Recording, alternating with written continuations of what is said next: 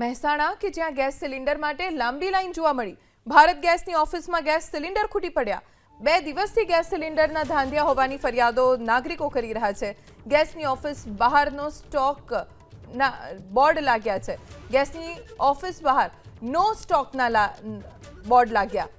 Gas cylinder માટે લોકો લાંબી લાઈન સવારથી જ લગાવી રહ્યા છે।